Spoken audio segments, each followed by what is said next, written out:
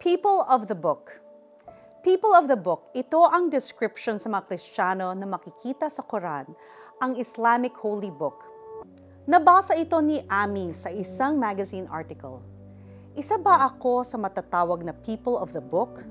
Regular ba ang aking quiet time? Naalala niya tuloy na nung linggong yon ay hindi niya nabuksan ang Bible niya. Busy kasi siya sa mahalagang research project na dapat tapusin. Siya ang naatasan na magsulat ng final report. Naalala niya ang sermon last month sa church nila.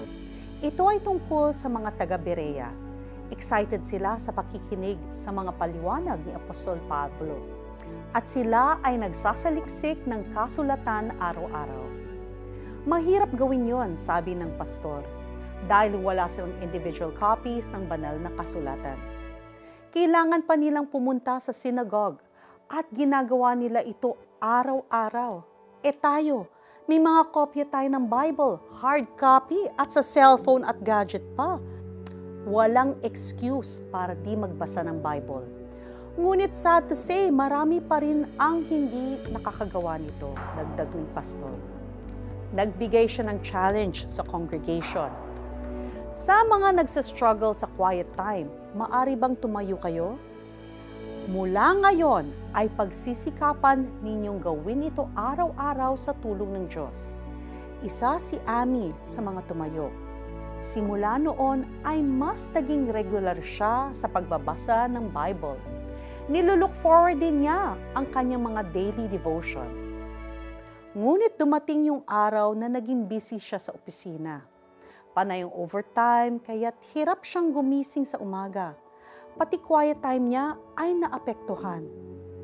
Pagkabasa niya ng magazine article, humingi siya ng forgiveness sa Panginoon.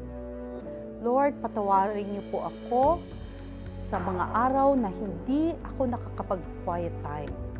Tulungan niyo po ako na maging katulad ng mga Bereans. And we can pray this also right now. Salamat po, Lord, sa inyong reminder na maging regular ang aking daily devotion. Nais ko pong marinig muli ang inyong tinig sa aking pagmumuni-muni sa inyong salita. In Jesus' name, Amen.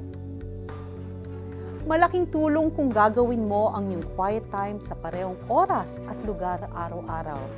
Mas masasanay ka na maging regular sa paggawa nito. Willing-willy silang nakikinig sa mga paliwanag ni Pablo at sinasaliksik nila araw-araw mga kasulatan upang tingnan kung totoo ang sinasabi niya. From Acts chapter 17 verse 11. If you've enjoyed listening to this podcast and would like to support the ongoing efforts of this ministry, you can do so by visiting cbnasia.org/give or click the heart icon on the Tanglao app to make a donation. This is Camila Kim and thank you for joining me.